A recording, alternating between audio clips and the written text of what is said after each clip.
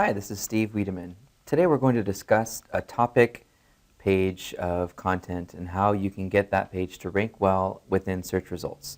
In a previous video, we discussed a selling page on your website. That is a page that talks specifically to somebody looking for a product or a service. And today we're going to talk more about a specific topical page, where the intent isn't to sell a product, but instead to get people to reference or share, or if you're lucky, even link to your website. The more links you earn, the more shares you earn, the more authoritative you become. So, of course, you want to make sure that you get your selling pages up first, because ultimately you want to make sure that you're hitting the audience of people that will actually help you make money. But these types of pages are going to be what help you to earn more visibility online and to show off how authoritative you are in your industry. So, previously, we used this example by Neil Patel at QuickSprout showing how a page would be designed to convert. Well, we're not trying to do that on a topic page. We're not trying to convert anybody into buying a product or service. We may try to convert them into subscribing to receive more content, which will allow us the opportunity to market to them later on down the road. But what we're trying to do now is attract somebody to share, get them to share content. So we're going to look at a few examples today of that content, and then we're going to give you examples of how you can get a page to rank. So let's talk specifically, let's look at our first example. Let's talk about how this page, we did some research using Keyword Planner and some other tools. For topical type content, I like to use a tool called Xenia, Xenia.com. Xenia allows me to drill into specific questions. So I can log in, and in the account here, I can look for a keyword. Let's just say email marketing. And I can go straight to questions under filters. So I'll go to user intent, and I'll select questions. There really isn't much better than this for coming up with your content marketing calendar. So I'm going to go ahead and click questions, apply filters. Let's make sure we get rid of all the banned terms too in this case. Don't know why, but for some reason it doesn't like marketing. And apply filters. And now you see a ton of questions. So there is 600, approximately, there are 600 people per month searching for what is email marketing. And a lot more if you look at the semantic derivatives that you would use of that term as you go down the page here. So lots of great opportunities. One of which that we found doing our research at optin.com was specifically how to choose an email marketing solution. Right? And they're more on the business to consumer side. So they get a lot of individuals that have their own businesses or small businesses are looking for a free platform to get started on for email marketing, which is a great audience to be helping. So we chose how to choose an email marketing solution, since that was one of the keywords that we identified.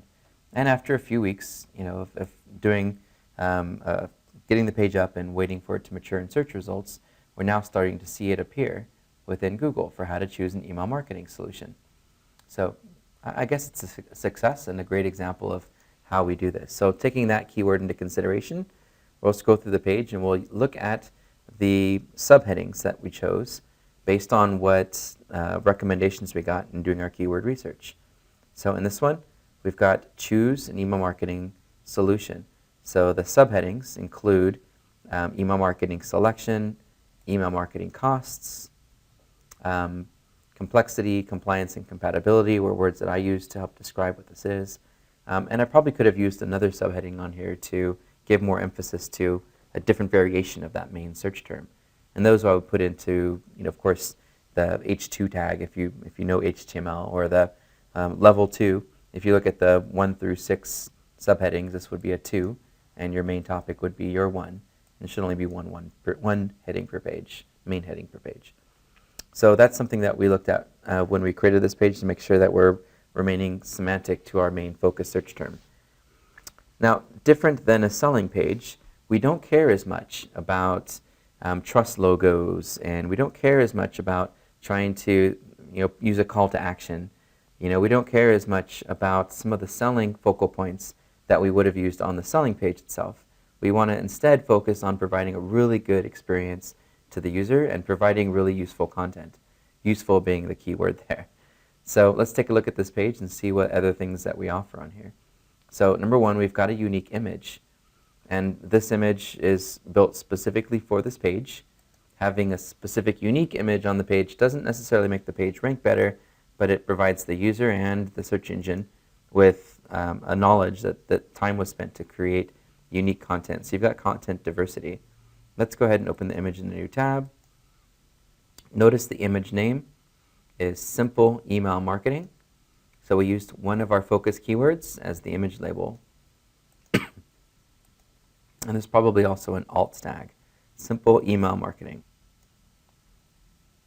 So that gives this page another opportunity to rank better or rank for other search terms or randomly show up for any of the other search terms that we thought about when creating this page.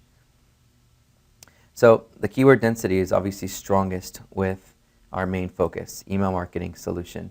That's the keyword that we're really focusing on and would like to rank for and have. So we gave that keyword more emphasis in the title, right? How to choose an email marketing solution for your business. In the H1, how to choose an email marketing solution. And likely somewhere within the content using choose and email marketing. So we gave emphasis to it in the title, the description, and the heading. The description is what you would see in Google. Let's see if we can pull it open again. I already closed it. So all we've got to do to see it again is put site colon in front of it, and you can see how to choose an email marketing solution for your business. And we've got choosing an email marketing platform. So we've got choosing email marketing.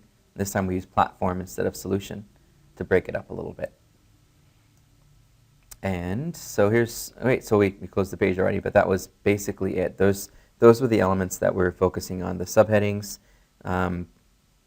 not using logos and trust signals and call to actions, but instead providing a good experience and keeping the keyword density focused around the main keyword that we know is going to generate the most traffic in the title, in the meta description, the H1, etc. And you can also use a keyword density tool like we described in the selling video to make sure that we're not going overkill and repeating the keyword too many times, but making sure that that keyword theme is the predominant keyword that search engines and users would pick up on without being spammy.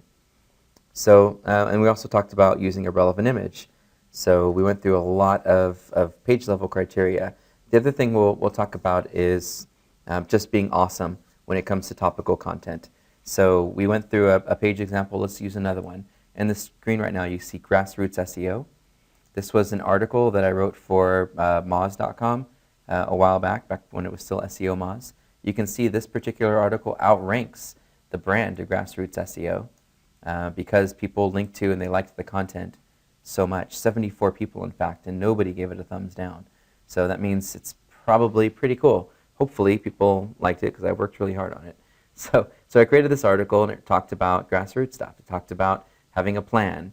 It talked about milestones and creating reporting. Went through on-page SEO and off-page SEO and social media and video optimization, etc. Included a relevant image at the top. I probably could have done a little bit better with imagery, and I probably could have included a video too to break things up a little bit.